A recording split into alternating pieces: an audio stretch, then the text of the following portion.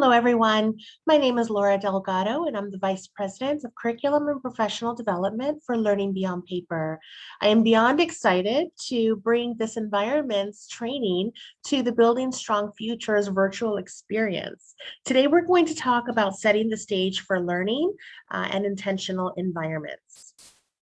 The agenda is going to include intentional environments, both indoor and outdoor, connecting with families through the environment, messages that the environment is sending children and families, developmentally appropriate materials, intentional displays, looking for the literacy and math in your environment, the outdoor environment as the extension of the classroom, and what messages your environment is saying. A little bit about me. I am passionate about early learning and professional development. In my background, I have been owner, director, teacher, assistant teacher, floater, bus driver, cook, everything under the sun, as all of you when you run a center.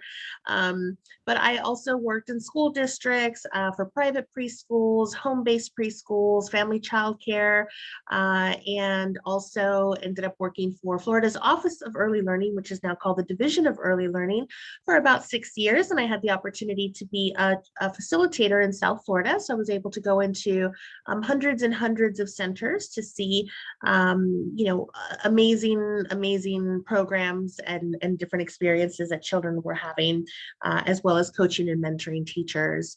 My passion, again, is training. I really enjoy working with adults who work with children and developing training and mentoring for those educators. A little bit about our curriculum. Learning Beyond Paper is a 21st century birth through pre-K4 research-based curriculum. We are fully online.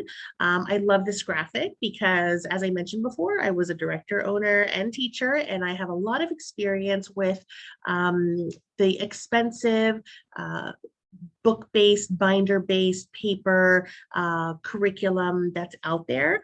Not knocking any of them because they're all amazing. But what we wanted to do is really bring curriculum into the 21st century. We wanted to have it all online, digital, at the touch of a button. It's accessible. You can toggle from different age groups. You can toggle from different activities. It's laid out in a developmental progression. As I said, it's research-based, and our mission is to provide high quality early learning opportunities for all children. But in order to be able to do that, you have to be able to support teachers. So one of the things that sets our curriculum apart is that in our daily activities, we have teacher training embedded in those day-to-day interactions with children. And so we felt that that was very, very important.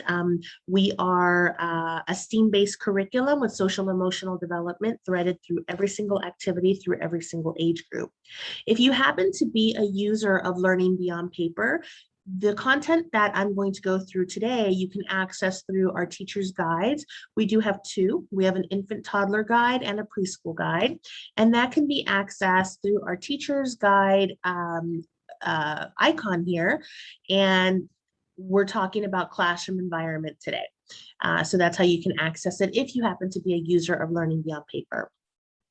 So now we're going to go into the actual content of the training. So we're going to talk about the classroom physical environment. Now, I don't know if any of you have ever heard the term or the phrase, the environment as the third teacher. That has come up a lot over the years when we're talking about setting the stage for learning. And the quote that you see in front of you is from Albert Einstein, and it speaks to me. It speaks to this the mission, I guess, or the goal of this training. What he is saying here is, I never teach my pupils. I only attempt to provide the conditions in which they can learn. So he does not teach them. He sets the stage for learning. The only way that you can set the stage for learning is by being intentional. And so through this training, you're going to hear me speak a lot about intentionality and setting the stage for learning. So keep that in mind, and keep in mind that phrase, environment as the third teacher, and we'll talk about what that means. So let's talk a little bit about messages that the environment is sending to children.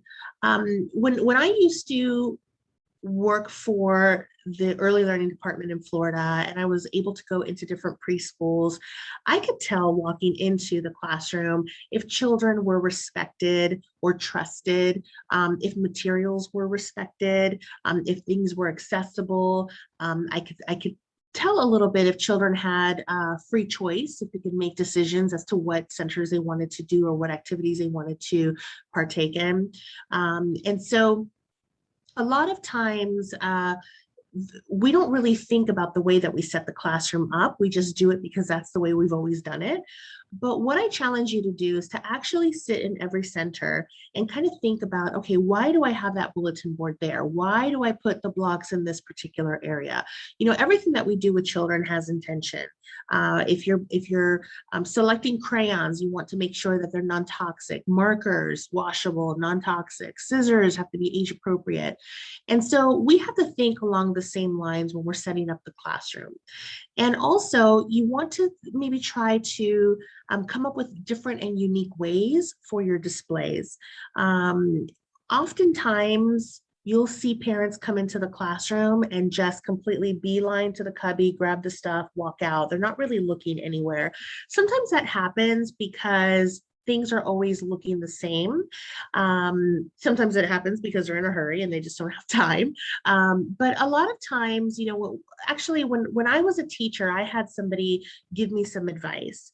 And what this teacher said to me was, instead of displaying every single child's piece of art, why don't you pick 3 or 4 children to display on this bulletin board with this particular project that they did, and maybe on a different bulletin board, 3 or 4 different children, and then maybe in the outside hallway bulletin board, 3 or 4 different children. So what happens is the children are now looking for their art, because it's not just a given that all of their art pieces are going to be on the wall, but also parents start looking for their children's artwork and they start counting. So you want to make sure that every single child is represented. You want to make sure that if one child has 3 pieces of art, then everybody else has 2 pieces of art, because parents will count. I had parents come up to me and say, Molly has 4 pieces of artwork in the classroom displayed, but Jonathan only has 1. So you want to make sure that you make it fair. But what I saw shift was that parents started to look for their children's art. They wanted to see where it was displayed, how many were displayed, and in turn, they were starting to have conversations with their children about the artwork that was being displayed in the bulletin boards. And so what that means is, for example, you know, fall is just around the corner. So if you're doing, for example, pumpkins, you don't have to have 15 pumpkins displayed because you have 15 children. Maybe do 5 pumpkins from these 5 children, pick 5 different children, and you're going to display a leaf activity that they did. So you just want to mix it up instead of having everybody's artwork displayed in the same way. Now, here in the picture, you see two examples. On the left, there is a quote from Pablo Picasso that says, "Every child is an artist," and you can see that it looks intentional. It looks like the teacher thought about the way that they were going to display this art. It looks like they're all on their own individual clipboards. Now, I'm not telling you to go out and buy clipboards for every single child's piece of art, but this was just a unique way that I thought it looks like a little art gallery, a little art corner. It looks interesting and unique. And then on the right, this teacher took black and white pictures of the children and then put a little blurb, either, you know, something about the child or the child's favorite color, the child's favorite food, and just highlighted the children in a different and unique way. You can do this simply by just backing the picture up on construction paper. It doesn't have to be on in picture frames, but I just thought that it gave it a very homey feel, a very warm feeling, and very intentional and unique. Now, you also want to think about the messages that your environment, your classroom environment and program are sending to families. And so when you look at your classroom bulletin boards and your environment, you want to make sure that families are aware and understand where to find the information that they need. Maybe you have a parent connection board, a family connection board with information, with your schedule, your calendar, your newsletter, your menu, your, whatever special events are happening are up on that board. Now, I understand that still there are programs that are not allowing parents into the classroom because of COVID and for, health reasons. So there's still a way to share this information with parents through pictures. You can take pictures and send that to them. You can take videos. You can do Zoom, quick Zoom or FaceTime calls with them, walk around the room, show them your updated bulletin board, show them the parent connection board. And then the two pictures on the right are just examples of things that I've seen over the years. A family board, we love our families, and have each family bring a picture or send a picture of their family to represent in the classroom. Remember, your classroom is a community, it's a family, and your families are part of that classroom community, just like you are a part of that child's family. These children spend sometimes more hours with you in the preschools and in the centers than they do with their families. So we want to have that equal representation. We want children to be able to, when they're missing their parents or they're missing their dog, they can go up and look at the picture on the bulletin board. The picture on the far right was something that I saw. It was very unique. They did kind of like a family tree in the classroom, and each child had a branch, and they can bring however many pictures they wanted. They had their grandparents, their dog, their cat, their friends, and the teacher also had a picture, or a branch, to be able to display their family as well. Remember, you are part of that classroom community. But what was really nice is that the teacher ended up sending pictures of her and her family home with the child, so the child can see the teacher and maybe some of the classroom friends during the weekend.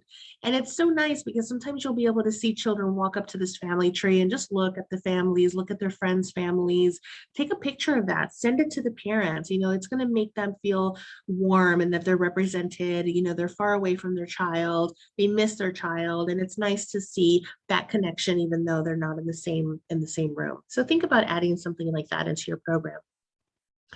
The other thing you want to think about is who is represented in your classroom.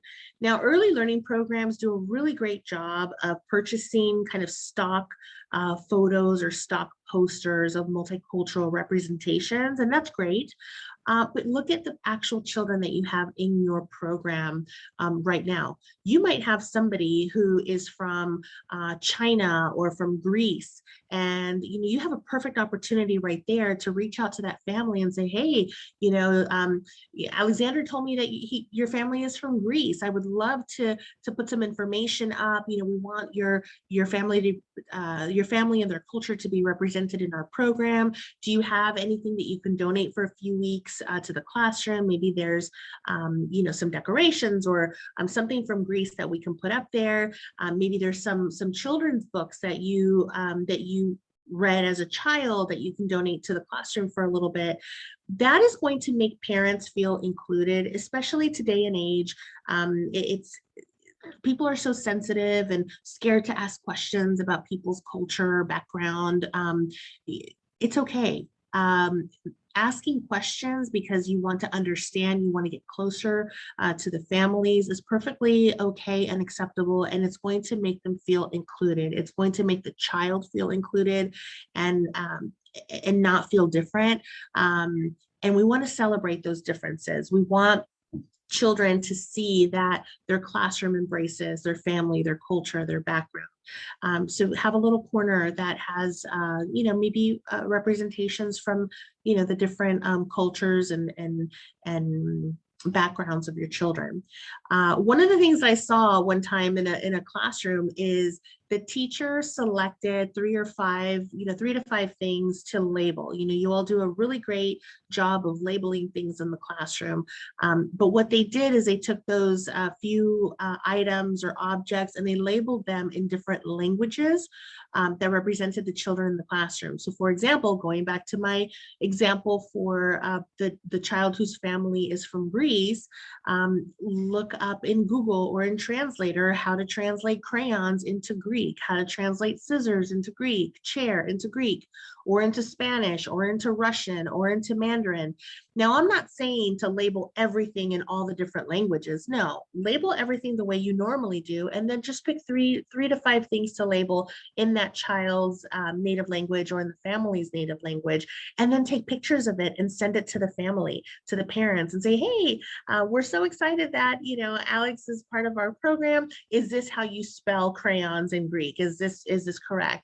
And that is going to make, again, it's going to make the parents feel welcomed and special and part of your program. So think about that multiculturalism, but more giving it relevance and intentionality by looking at the actual children that you have in your program. Now, shifting gears a little bit, let's look at these two examples. One is not better than the other, so it's not that one is good and one is bad, they're different.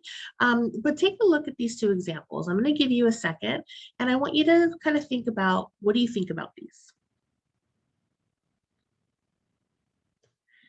So I'm going to point out that the picture on the left, the colorful picture, I see defined centers. I see an art center. I see a library. I see manipulatives. It looks pretty organized. It looks like materials are accessible to children down low. It looks like there's quite a bit of material, so there's enough for children to do different things. And so there's a lot of good happening in that classroom. Some of the things that I would point out as areas of opportunity, again, tying it back to what I said in the beginning about intentionality. There's so much going on in this classroom in regards to color that I really, really caution teachers to not add decorations unless there's a reason. Now, if you can see in that left picture, there's that rainbow going across the wall in the back. And there's already so much color going on that just adds more color to this. And sometimes color can be overwhelming or distracting to children. Studies have shown that too much stimulation like this can also impact social, emotional, or behavior. So you want to ask yourself, when you're putting something up in the classroom, what is the purpose? Why am I doing this? Maybe they did the rainbow border there because maybe the rainbow or colors is the theme of the classroom, but already I think that theme has been established without that rainbow border. The other thing is, if you can see it, all the way in the back above the window, there is a number line with colors and possibly alphabet. I can't really see it, but it's up way too high. Again, what is the purpose of that? The reason that number line exists is for children to be able to reference it. And a 3-year-old or a 4-year-old will not be able to reference that because it's too high for them to see it. So to me, that looks like the teacher had to put it somewhere, and that's the only place that would fit. So that's where they put it. So there's no intentionality there. There's really no why behind that. There's no purpose. So be careful with things like that. Look at your classroom, see if you're adding decorations. What's the purpose of the decorations? Are things down low so children can access them and use them and see them? Now, the picture on the right, it is pretty bare. Not a lot of color, very neutral. To me, it looks like it might be the beginning of the school year. And this is perfectly appropriate and okay. What I always say is that you should let the children be the color of the classroom. You should let their artwork be the color on the walls. If the beginning of the school year, you start off your classroom like the one on the left, there's no room for the children's artwork.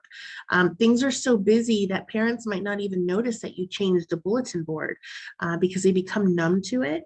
But the one on the right, if you put something on the wall, it's going to be very noticeable.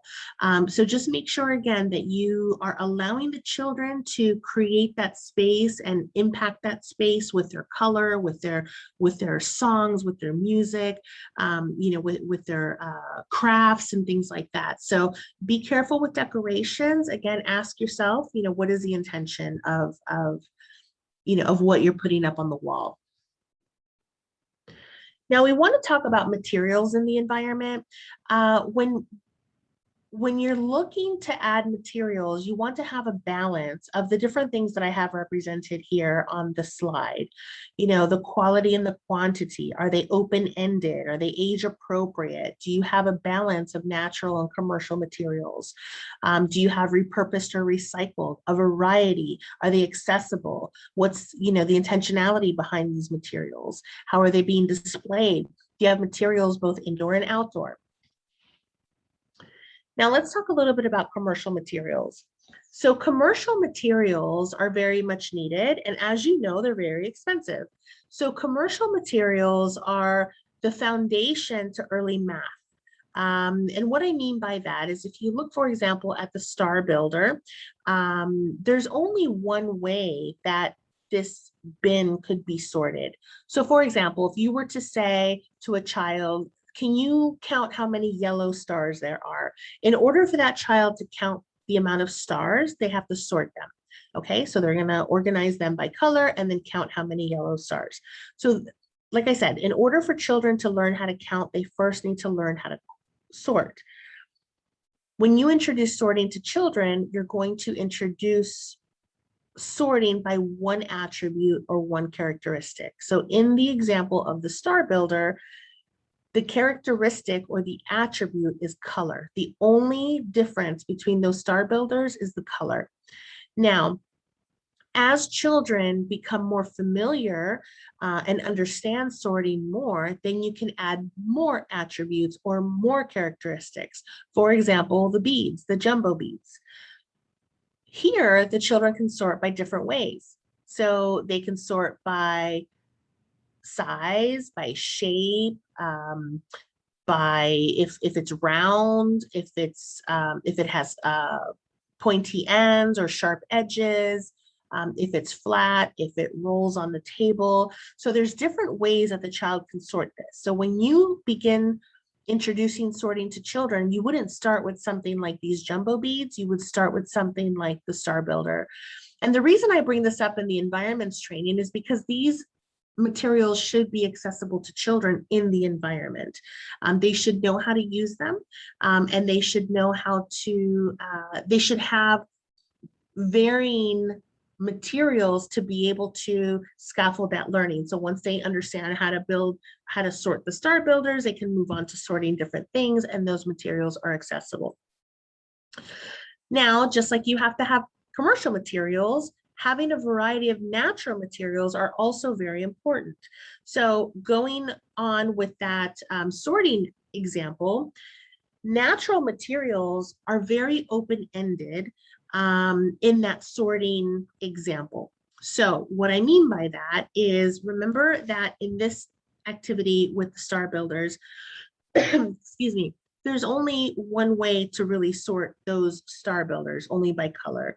There's only a few ways that you can sort the jumbo beads, right? And so they're growing their knowledge in sorting. If you look at these stones, you want to think about different ways that you can sort the stones. So I'm going to give you a second, and I want you to think about all the different ways that you can sort these stones.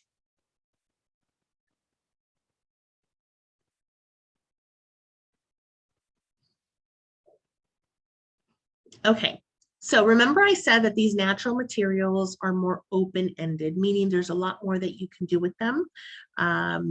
So my question was, how many different ways would you be able to sort the stones?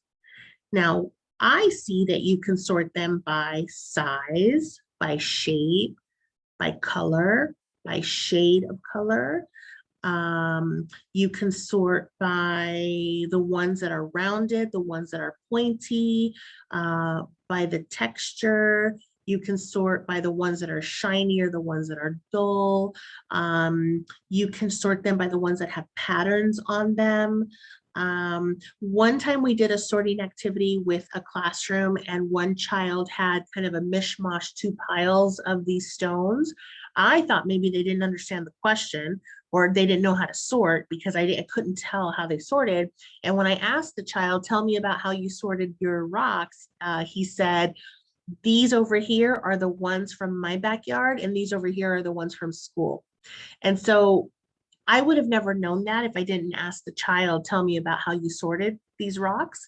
I would have never known that if I would have said, sort these rocks by size or by color. Now I took an open-ended activity and I closed it. But by saying sort the stones, I gave them free will to be able to sort them however they seem, how they saw fit. But you as an educator, then you go back and you ask them, well, tell me, how did you sort these? And they'll tell you, I sorted these because these are my favorite colors and these are colors I don't like. These are from my backyard, these are from school. These are round, these are flat. And so it really takes the sorting activity to a higher level. And you see now how we grew from sorting by one attribute to sorting by a few different attributes, and now sorting by an open-ended unlimited amount of attributes here. And so it's important to have these types of variety of materials in the environment so children can grow their learning. These are just some other examples of how you can use those natural materials. I love the picture in the middle. The teacher wrote the number on the stones and then the child matches the acorns. But what's great here is there's so many different areas that they're developing, especially in math. They're developing growing number, the sense of number. They're understanding that the number 3, the quantity of 3 is less than 4, but more than 2. They can see that by the growing acorns, and one-to-one correspondence and all of that. So there's so much going on in that picture. In the upper right-hand corner, they did a craft with the natural materials that they found with leaves and acorns and sticks. So, you know, having all these different types of materials really provide children the opportunity to make choices and to be involved in different types of activities in the classroom environment. Repurposed materials or recyclables are also very important. They're very open-ended as long as you keep it open-ended, because if you have these materials and you put them in the block center and you say build a robot, now you made that a closed-ended activity, which is okay.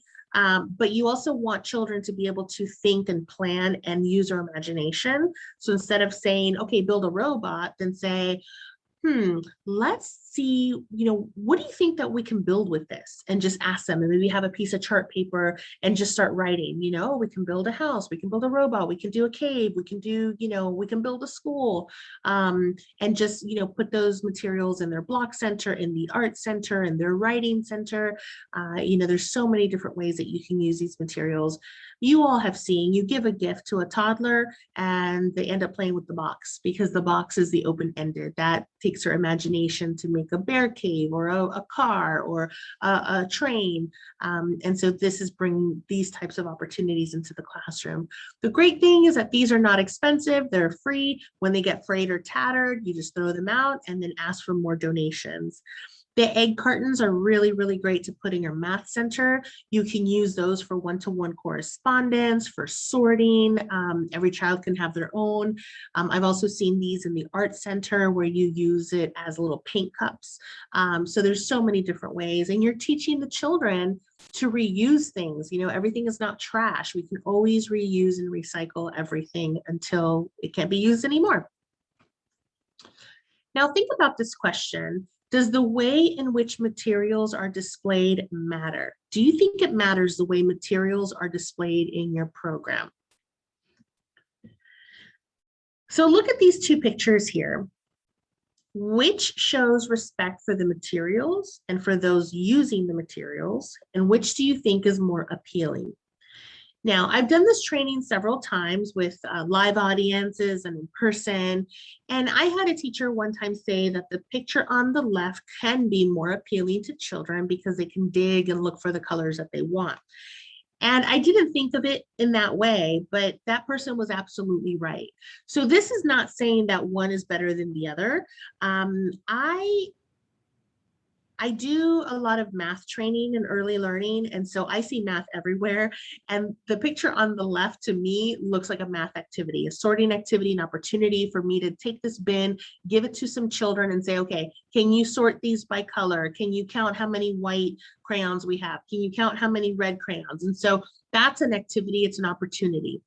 The one on the right, shows a lot of intentionality. Remember, I talked about intentionality in the beginning. And remember, I talked about the environment as the third teacher and setting the stage for learning. This picture is a perfect example of setting the stage for learning. Now, this is a writing center or a math or an art center. I also see the math opportunities, the math skills being developed here. Now, I'm not saying to go out and get these paint swatches, but I just felt it was such a unique way to display things. Children in this activity, in this center, when they're going to write, they're also learning math. They're learning how to sort colors. They're learning one-to-one correspondence and matching, categorization, the order of things, shades of color, patterns. There's so much learning potential here. So when we say set the stage for learning, that means that you're creating an environment where there are learning opportunities at every corner, even if the teacher is not there to quote unquote teach. So if you show the children how to use this center, how to clean up properly and say, okay, guys, we have this new art display, these art materials are here in the writing center. Just make sure that when you clean up, that you put the white crayons and pencils where they belong, you match the orange ones, you match the yellow ones, you put them in the container, in the bucket that it corresponds. And once they get used to cleaning up that way, they're always going to do it. So you could be in the block center working with other children, and you have 3 or 4 children in the writing center utilizing these materials and cleaning up and matching the right colors, and they're learning. The environment is teaching them. You have set the stage for learning without you having to be there and teach them. So that's what that means, with the environment being the third teacher and setting the stage for learning. There are other ways that you could organize things. I've seen some teachers keep the items in the actual box that it came in, and that's perfectly fine. You know, it's organized by color. You know, these crayon caddies and the little pencil boxes, you know, that works well as well. Now look at this one too. This is similar to the crayons and the other display that I showed you. You know, which one do you think would be more attractive to children, and where do you see the intentionality? Now, again, I had a teacher say that the one on the left might be more appealing because it's kind of like a treasure box and they can go through and dig through and see, you know, what's in there. My only concern is the little puzzle that you see up laying on top. Any moment that's going to get flipped over, all those pieces are going to go everywhere. And so again, what is the purpose? What is the intentionality? Look at the display on the right. This one, you can kind of tell maybe even what the theme is or what the purpose, what the intention is. Maybe they're working on colors. Maybe they're working on shades of color, patterns. You know, maybe their theme is rainbows or colors. But it's very organized. It's displayed in a very attractive way. And so I see a lot of intentionality. I see that the teacher thought about the way that they were going to display this. Now we're going to talk about literacy as well as centers. You know, how you display books matters, and inspiring literacy starts with the treatment of books. Here you see 2 centers, are both very organized, are both great libraries or literacy centers. The one on the right went a little bit above and beyond by displaying the books the way that children can see as they walk by. You can see that it's celebrating different holidays. The one on the left has the baskets that are labeled. But again, I like that the books are displayed out so the children can see them on the right. Let's look at the block centers. So think about your block center today. Do you have books in your block center? Hopefully the answer is yes, but if it's no, then think about adding books to your block center. Think about what types of books you think would be appropriate in the block center. It should be about, books about construction, about neighborhoods, communities, maybe architecture around the world. Here you also see printouts of different buildings from around the world. You should also have a basket with writing utensils and paper, pencils, tape, scissors, markers, rulers. Now, the reason I say that is because remember, we want to be intentional when we're planning for children and we're planning for the day and activities. Think about when children go play in the block center, that's one experience, one learning opportunity, one learning experience. But what if before they go to the block center, they have to think about what they want to construct and what they want to build in that center, and they have to put it on paper. Now, of course, it depends on the age group that you're in. It depends on the ability of the children. So I'm not saying require all children to pre-plan because that is a higher level of thinking and, but giving them the opportunity to say, hey, you know what, before you go into the block center, can you try to draw out what you think you're going to build? And so now you're helping the child develop those approaches to learning skills, those pre-planning, pre-thinking, to be able to draw out what they think they're going to build and then try to build it, and then come back and say, okay, Mary, I see what you drew and I see what you built. So tell me, how did it go? Tell me why you picked that structure. How many blocks did you use? Tell me about it. And so you're now getting into that back and forth conversation with those open-ended questions that are scaffolding the child to the next level. So it takes playing in blocks to a whole nother learning opportunity for each child. Science centers, think about your science centers. They don't have to be, expensive light tables and all of that. You can just have some leaves and twigs. Here you see some acorns and pine cones, flowers, but you see books. So get books that are relevant to science, to animals, to plants. You have all of that already in your program, and put them in the science center. We're trying to teach children that literacy is everywhere. These children will start doing word problems in first grade. That, for some of you, that's a year, 2 years from now, for the children that are in your classroom. So start setting that stage for them, and those opportunities for them to understand that math is just not numbers. Science is just not numbers. Literacy is everywhere. Language is everywhere. So this is really showing them that it's all around us. Look at your math centers. Do you have books in your math centers? Very, very easy fix. A lot of you have these books already. Add books in the math center about shapes and sizes and sorting and patterns and colors and all of that. Very, very easy to do. If you think that this is a lot of work to keep up with, then maybe if you have classroom responsibilities or a job chart, you can add classroom librarian, and that child is responsible to make sure that all the books are displayed in the different centers. And then every week or every 2 weeks, you change the who's responsible for that. So it's not all on you. Think about your writing centers. Are they organized? What materials do you have accessible to children? Your writing center could be a dramatic play center. So you see in the top picture, it says post office. So they're able to, draw their stamps. They have their envelope, their paper. They can write the letter. They can weigh it on the scale, then put it in the little box to mail. Also, with dramatic play, you want to think about going beyond just the housekeeping or kitchen area.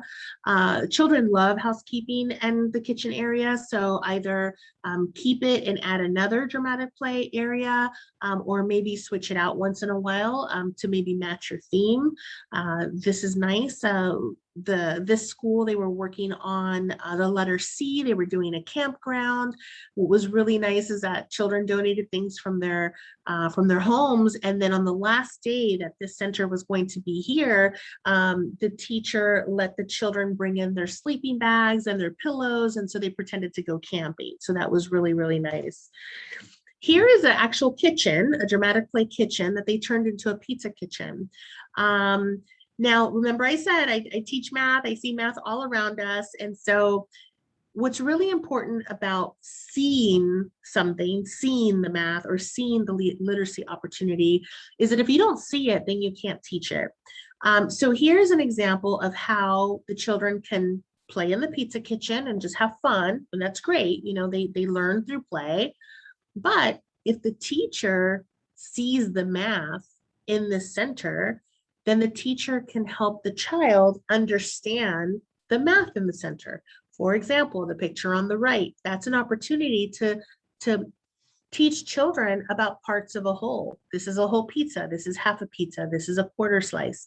There's an opportunity to learn one-to-one correspondence. There's a sequence of things. There's an order in which the pizza is made. Maybe the child doesn't want to make it in that order, and that's okay, but always ask the child why. You know, model for them and say, okay, I'm going to make my pizza with the dough and then the sauce and then the cheese and then the ingredients. Well, maybe the child wants to put the ingredients on the tin and then the sauce. So ask them, so why are you doing it that way? They'll have a reason. They might say, I don't know. They might say, that's the way I like it, or I don't like bread. I don't like dough. But there's so much math going on here. And this was all homemade. It's felt, construction paper, cardboard, and aluminum foil. And there's so much learning potential here. Now let's talk a little bit about outdoor space. So remember that your outdoor space, your playground, your patios, those should be an extension of your classroom. Learning should be happening outside. And I understand, I used to be a teacher and I wish I would have known then all the wonderful things that I've learned along the way. But I remember being a teacher and being in a classroom with 10 or 15 4-year-olds by myself and going on the playground and saying, go play, don't ask me any questions, go play.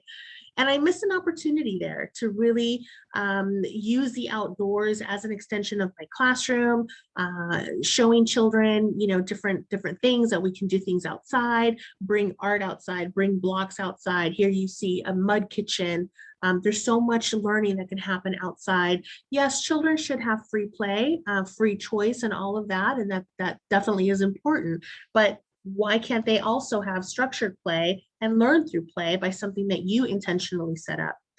Now, one of the things that I love to point out is the picture up at the top that you see here with the 3 children. Inspire literacy outdoors. Again, you're teaching children that literacy is everywhere. It's fun to read everywhere. And this doesn't cost any money. Grab a blanket, ask 3 children to pick out some books and then go and sit on the blanket with them and read outside.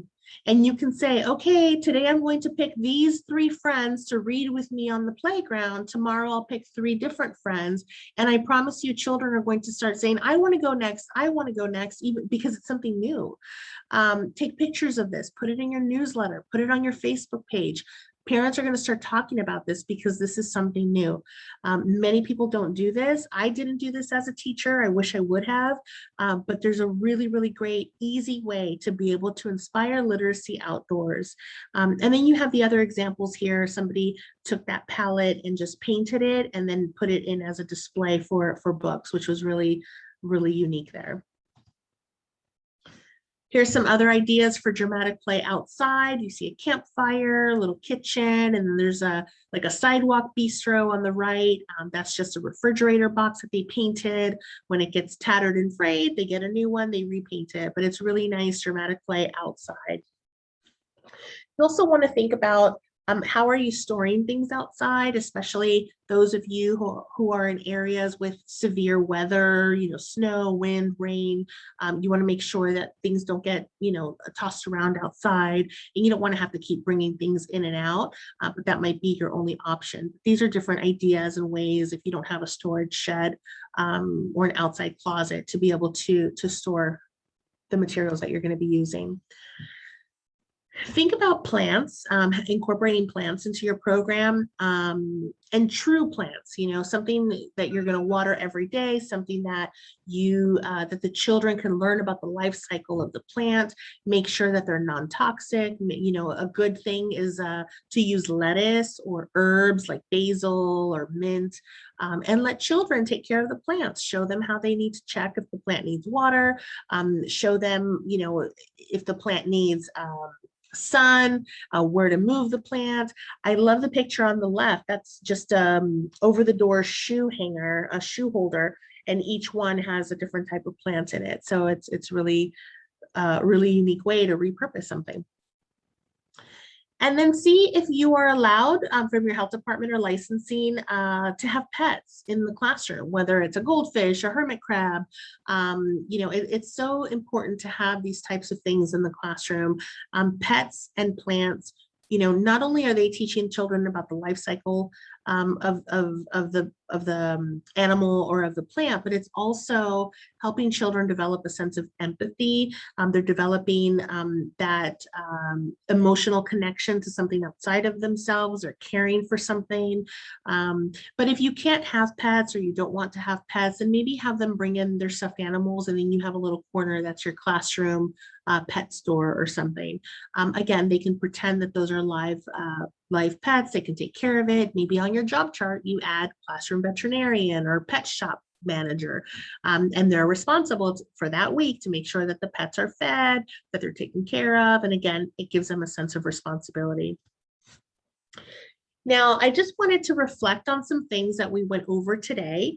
If you can just think about, as I'm going through this list, think about your program. Think about the things that we talked about today. Maybe there are a couple of things that you're taking away from this training, or maybe you're doing everything that we talked about, and this kind of reinforced that you're on the right track. So as you reflect, think about the sound levels or the noise levels in your classroom, in the entire preschool. Wall displays, what do they look like? Have they been the same way year after year after year? Why? Why are they that way? And that's okay. If the answer is because that's the best way to display it, then perfect. But have you ever sat and thought about why are the bulletin boards in my classroom where they are? Are toys accessible? Are materials accessible to children? Are children trusted in my program? Are they trusted to make choices? Are they trusted to pull out materials as they want to use them? Or do they always have to ask for permission? Do I have decorations in my classroom? And what is the purpose of those decorations? And again, some decorations are intentional and they're very much appropriate. But if there's no reason why you have that particular decoration on the wall or on a shelf, then maybe you should remove it. Again, think about the intentionality throughout your program. Think about the messages that are being sent to children, the messages that are being sent to families. Think about the literacy and math.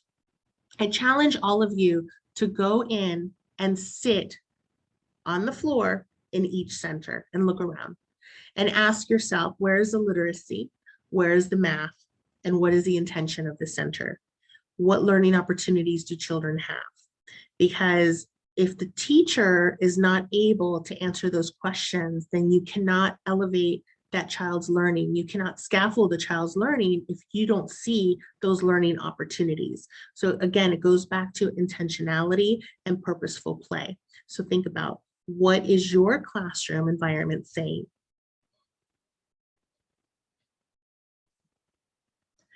Again, if you happen to be a Learning Beyond user, the information that I used for this training, you can find in our teacher's guide, either the infant, toddler, or preschool teacher's guide. And if you want to learn more about Learning Beyond Paper, you can go to learningbeyondpaper.com and click for more information, and we will be more than happy to give you information about our curriculum and about any upcoming professional development opportunities. We hope you enjoy the rest of the virtual experience, and thank you so much for spending this time with us. Hope you have a wonderful day. Thank you.